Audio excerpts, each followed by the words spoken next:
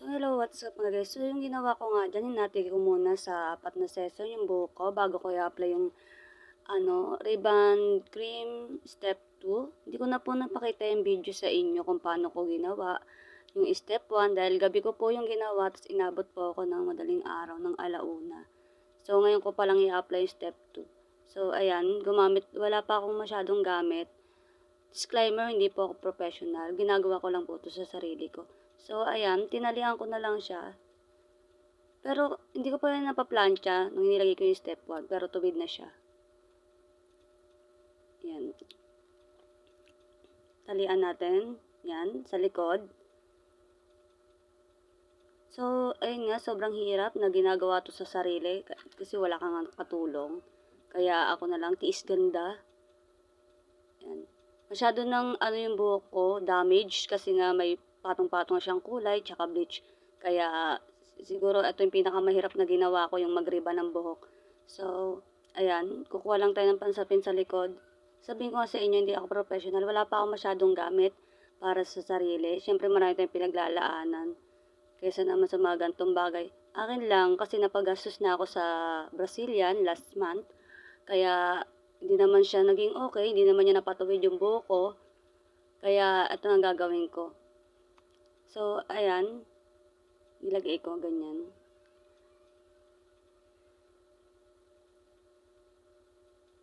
Pero para sa akin talaga, hindi ako satisfied na may suklay-suklay pang nalalaman. Mas gusto ko yung kinakamay since di naman nakakasira ng kamay yung gamot. Para alam ko rin, tansyado ako paano ko mamassage yung buhok. Kasi nakakaano rin na hindi ko rin naman makita sa bandang likod. Kaya mas gusto ko yung kakamayin ko na lang sana. Pero may mga video ako dito na kinamay ko na talaga yan. Para alam ko basang-basa yung buhok. Ayan na siya. Siyempre nagmamadali ako dyan kasi kailangan ko madaliin yan. Hindi ko na pwedeng patagalin pa sa buhok ko kasi step 2 na yan. Sa step 1 pa lang halos mag-rubberize na yung buhok ko kasi nga may mga bleach yan. Kala nyo lang wala. Naka-bleach yan last 3 months lang din. Yan, kinamay ko na nga. Kinamay ko na nga siya dahil masyado na akong nayayamot. Masyado ako napapatagal na kahit di naman pwede nang ibabad yung buhok ko ng matagal talaga. Kasi nga, rebonding to. Nakapagpa-Brazilian ako last month, kaya alam ko sa sarili ko, naramdaman ko, hindi ko na pwedeng madaliin eh. So, ayan. Mekos-mekos lang din yung mga ginagawa ko dyan, kahit yung pagpaplansya, minekos-mekos ko lang kasi sarili ko naman to. Pero kung sa iba ko i-apply, siguro hindi pwedeng ganito. So, ayan, suklay-suklay muna natin. Siyempre, kuha lang tayo ng tansya-tansya. Ako tinatansya ko lang. Estimate ko naman sa sarili ko yan. Alam ko, pero naging okay naman yung naging resulta niya in the end. Tapos, napatuwid niya yung buhok ko kasi nagpakulot din ako last December. Yan. Pag ako naboboring guys, ganyan na talaga ginagawa ko. Sirain yung buhok ko. Huwag niyo ako tutularan. Ayan na. Okay, kuha tayo ulit. Maghati tayo. Minamadali ko talaga siya guys. Minamadali ko. Kasi hindi na pwedeng maluto ng masyado. Since maganda pa naman yung ng strands ng buhok ko kasi nga makapal. Makapal siya. Kahit pasirain ko siya i-destroy ko siya ng i-destroy. Talagang halos kumakapal pa siya ng kumakapal kasi nga ewan ko ba, sobrang kapal ng buhok ko. Mas marami pa siyang patubo-tubong buhok. Siyempre, kada malalagasan ako ng buhok, tumutubo siya kaagad.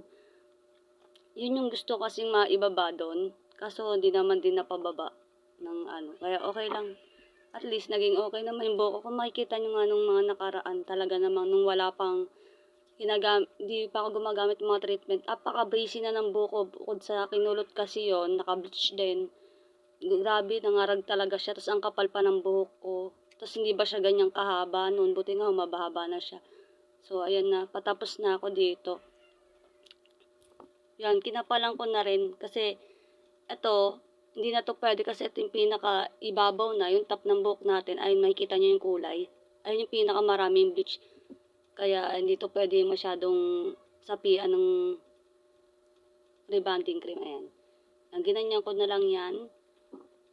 Pagkatapos niyan guys, binabad ko lang siya ng mga 5 minutes ha. Hindi na nga maabot ng 5 minutes eh.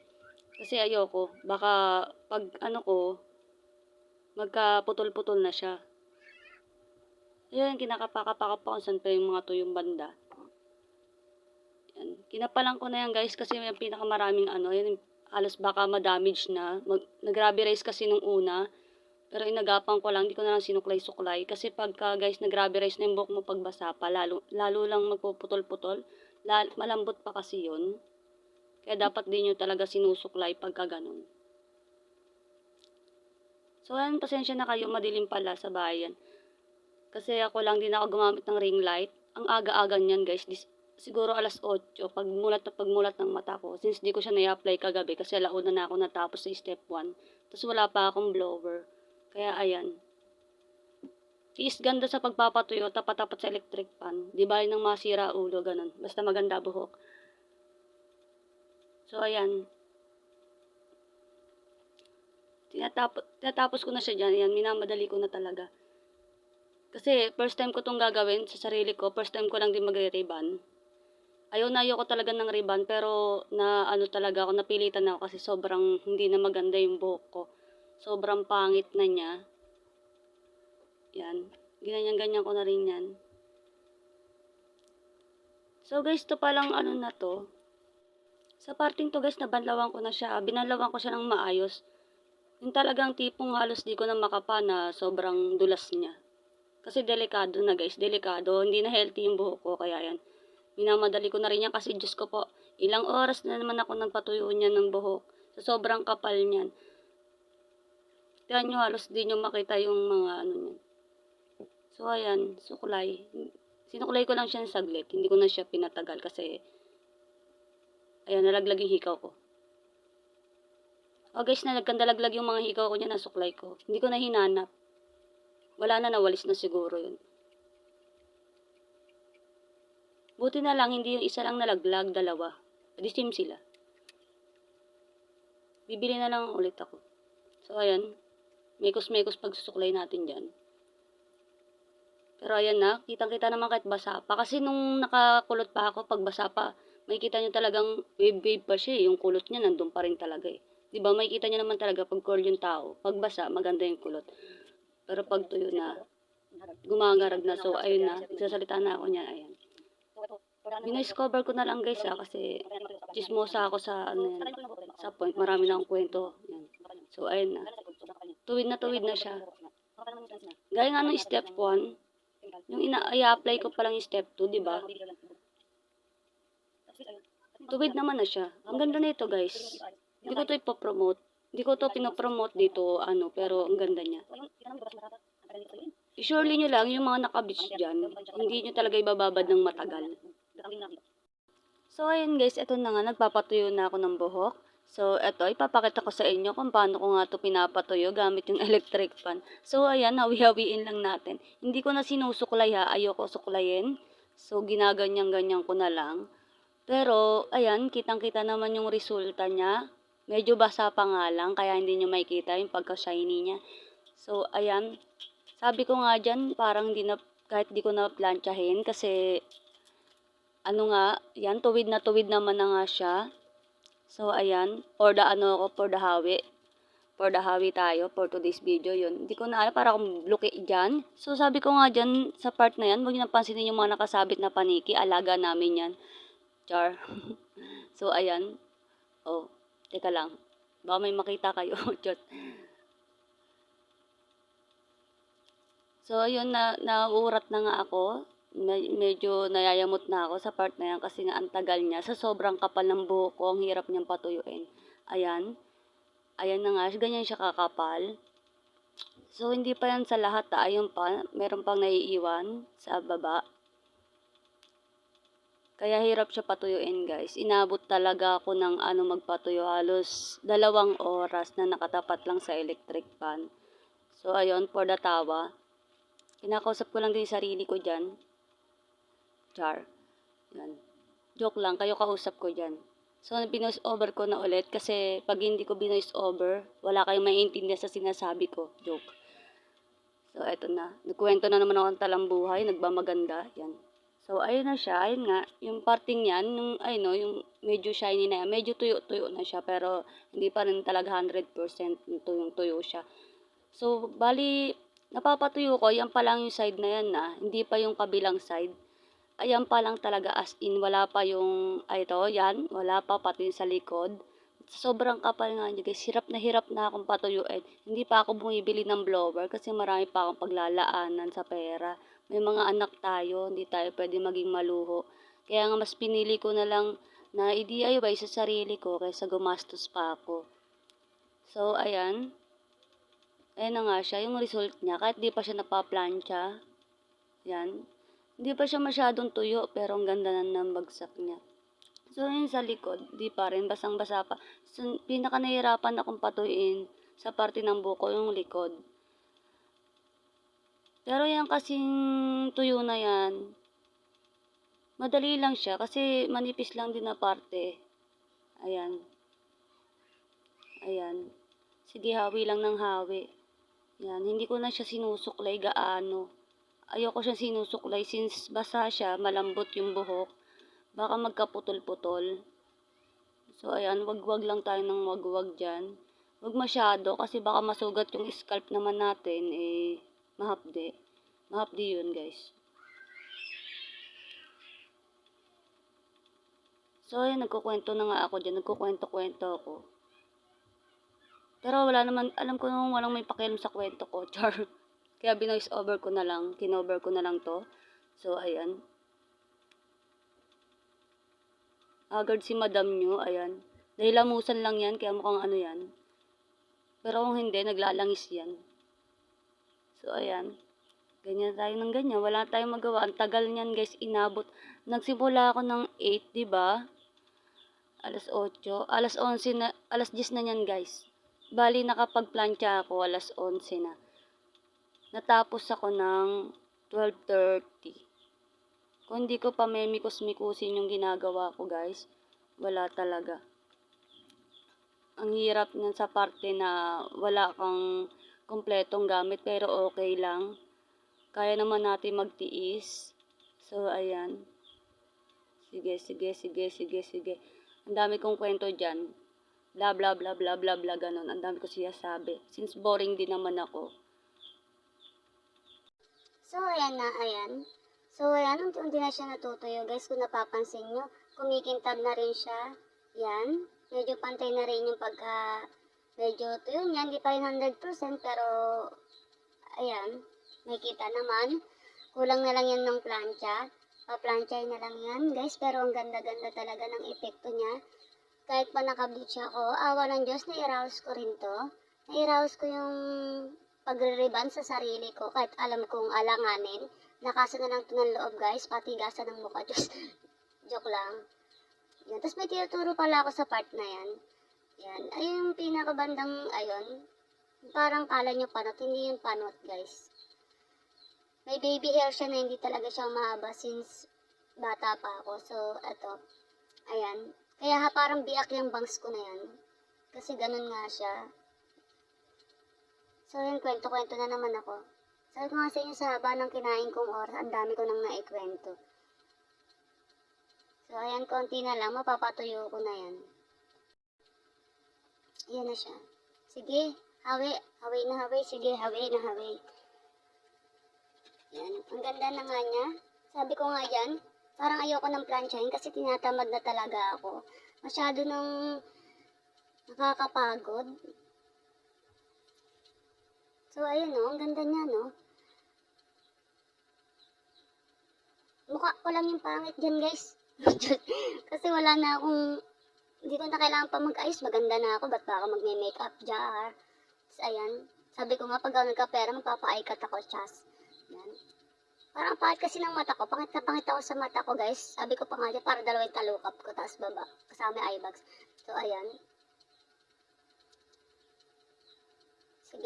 Sige, patuyo ulit. Balik tayo sa pagpapatuyo ng buhok.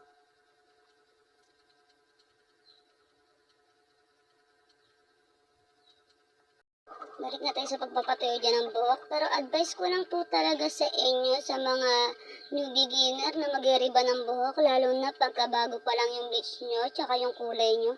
Wag nyo po siyang ibababa ng matagal. At least 5 to 10 minutes lang. kailangan may strand test din kayo. Kung nagra-rubberize na yung mga buhok nyo, manood na lang din po kayo sa YouTube tulad ko. Ganon din naman ginawa ko. Nanood lang sa YouTube kasi nga hindi naman ako professional at first time ko pong ginawa to sa sarili ko. So, ayun na nga. Sabi ko, puputulin ko muna yan. Yan. Sabi ko, wait lang. Sige, patuyuin natin. Ipapakita ko rin po dito sa video na to kung paano ko siya pinlansya nung natuyo na siya, nung 100% natuyo na siya. Siguro mas makintab nga yan pagka-pinlansya na. Sa mga new beginners dyan na gusto magpariban, wag na, kayo na lang kung kaya nyo naman. Basta sikapin nyo, dapat ramdamin nyo sa sarili nyo, makakapa nyo kung masisira na yung buhok nyo. Huwag kayong matakot sa sarili nyo kung ano kaya nyong gawin. Matakot kayo sa gastos nyo. Huwag kayo matakot, makalbo kasi sarili nyo naman. So, huwag nyo rin i-apply pala sa roots yung gamot ha. Huwag nyo isasagat sa roots, sa scalp nyo, yung gamot na nilalagay ninyo kasi baka di bali na sana maano lang yung masunog o ma-damage yung mga dulo-dulo ng buhok nyo. Wag lang yung pinaka-scalp kasi Diyos ko hindi natutubo yan. Mas maganda ng ayan yung mga dulo-dulo lang yung may parting ayan kagaya niyan sa buhok ko. At least hindi ko na rin binleach yung bandang may itim-itim yung bagong tubo kasi hindi na ako mag-bleach niyan kasi nga parang gusto ko na ulit magpahaba ng buhok, namimiss ko na. So, ayan, bye na muna guys. So, eto na tayo. Na 100% ko na siyang napatuyo. Hindi ko pa siya napaplansya guys. Ayan, mag-uumpisa pa lang tayo dyan magplansya. So, magkukwento muna ako. Konting kwento. Konting riba na maraming kwento pala. So, ayan, ganyan siya. Hindi ko pa siya napaplansya dyan. So, bumibelo pa lang kasi medyo basa-basa pa rin naman ng konti. Ayoko namang mapasma yung buhok ko. Mukha na akong pinasma. Tapos mapapasma rin yung buhok ko. So, ayan. Nagkukwento na naman ako. Hindi ko alam. Nakalimutan ko na kung ano mga pinagsasabi ko dyan. Basta luka-luka lang ako. Yung alam ko. Ayan. Sige. So, sisimulan ko na nga dyan magplansya. Maya-maya lang, bakit ganun? Parang hindi ito nakaano. Wait lang. Ayan, parang sa parte nga niyan guys, ayoko na siya talagang plansyahin. Ayoko na, nakakatamad na. Since maganda naman na yung bagsak ng buhok. Ayan, papakita ko sa inyo. Makintab na rin siya. Ayan, di ba? Sa tingin nyo pa-plansyahin pa yan. Mas parang, para sa akin nga mas okay pa yung hindi pinlansya kasi sa pinlansya. Kasi, nung pinlansya ko siya, parang kumapal din yung buhok ko. Tapos, mas gusto ko nga yan yung nauna kahit basa-basa pa yan. Bagsak na siya. Kaya malalaman nyo talagang ang ganda ng ng pagkano sa buhok. Maganda kasi nakakatuwid na siya. Tingnan nyo, binalawang ko na siya. Lahat tumuwid naman siya. Hindi kagaya nung una. Sayang pala dat binidyohan ko yung step 1. At saka before and after ko pala. Yung wala pang treatment yung buhok ko. Sayang. Gabi na kasi nun guys. Hindi na ako pwede magpailaw. Kasi nga yung jusawa ko baka pag hinanakit na sa mundong ibabaw. Ang haba ng oras ko dito, hindi ko ginawa. Tapos gagawin ko gabi. 10 oras ng gabi guys. Nagsimula kasi ako nun 10:00 ng gabi. Kamu sino ba luka-luka ang mag-iriba ng 10:00 ng gabi? Tapos mag-reklamo na tapos ng 1:00. So ayan. Ato na guys, magpa-plancha na tayo. So ayan, hindi ko na pinakita sa inyo yung buong pagpa-plancha ko. Kasi nayamot na ako guys. Na sa sobrang kapal ng buhok ko, tinamad na ako. Ayan, tinatamaran ko na ngayon. Ayan. Sige, ayan, papakita ko sa inyo. Nandiyan na ako, malapit na ako matapos niyan. Kaya yun na lang yung parte yung pinakita ko sa inyo. Siyempre, layer by layer ko para yan guys ha. Hindi ko na nga napakita sa inyo. Kasi nga, nalobat yung cellphone ko kaya hindi na ako nag-video nun. At least meron naman ako napakitang proof sa inyo na ganyan siya, yung resulta niya. Na naging okay naman, worth it. Kahit na, Diyos ko, sa halagang 300 pesos na nabili kong pang treatment sa buhok, mas okay na rin yun kaysa naman magpapaparlor ka pa, 1.5 to 2K. So, hindi naman as in lahat yun magagamit ko. Siguro gagamitin ko rin sa mga kapatid ko. Puro kami babae. So, kaya siguro baka yun nila, hindi naman ako madamot na ate. Mas gusto ko nga yung ganito ginagawa ko. Yan, di ko pa pala napaplansya yung gilid. Ito pa lang, yung side na yun. Ito, paplansyahin ko pa lang. So, ayan na siya. Hatiin natin ulit kasi, pero ang ganda niya no guys. Ang kintab-kintab niya sa buhok. So, ayan. Sige. Kulang kasi ako sa clip, hindi ko na siya maiklip. Huwag niyo napansin na yung leki-leki ko. Ganyan talaga yan. Nagbabadyang bumagyo yan. Char. So, ayan. Suklayin natin. Siyempre, hindi naman pwedeng hindi natin suklayin bago natin planchahin. So, sasabihin ko nga sa inyo, hindi ko naninipisan yung pagkaano ng buhok. Minikos-mikos ko na nga din yan. Kasi nga buhok ko naman yan, guys. So, gaganyanin ko muna siya. Yan. Tsaka, ano lang, slow down lang yung pagpa-plancha, guys. Siyempre, para naman umipik. Tsaka, ginamit ko lang palang dyan, heat degrees is 160 lang. Kasi yun lang din yung nasabi sa napanood ko. Dapat din ako gagamit ng mas mainit pang plancha.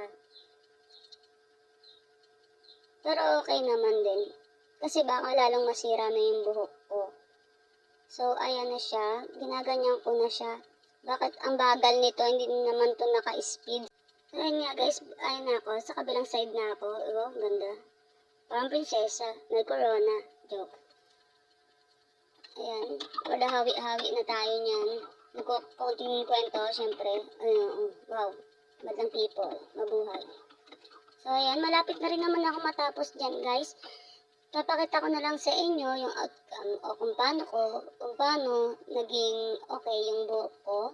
Yung mga picture, iano ko rin dito, release ko rin dito sa pag-end ng video. So, guys, pasensya na kayo. Ganito ako hindi ako magaling mag-edit. Kumbaga parang, libangan ko na lang din si YouTube. Kumbaga kasi pag wala akong makausap, parang, syempre, pag nagbablog ako, parang kausap ko na rin yung sarili ko, hindi ako naboboring. Hindi ako pag-ala-gala sa mundo, Diyos. Nag-iikot-ikot kasi ako pag ako naboring. Ayun na, sige, for the plancha pa din. Guys, wala akong kasama dyan, nanonood lang ng TV. Ayan. So, ayan na siya. Ang ganda niya, no? Ako lang pangit, joke. So, ayun. Alam ko na naman sinasabi. Pero patapos na ako niyan. Paano ako matatapos sa dami na sinasabi ko? Pero ayan, sabi ko nga, gusto kong may ganon, may konting pa ganon yung buhok ko. Kasi pag hindi ko pinapailalim, guys, wala. So, ito na nga siya after 3 days. Ganun pa rin naman, tuwid pa rin siya. Medyo na-core lang dahil sa pagtulog ko siguro yan. So, hindi ko na siya pa-planchain pagkatapos ko maligo mamaya. I-update ko na lang kayo mamaya pagkatapos kong maligo. So, hindi ko na ito pa-planchain ulit. Baka masira lalo yung buhok ko. So, bye. Thank you for watching. Sana magustuhan niyo yung video ko kahit parang walang ka-sense na may mga sinasabi ko. Bye!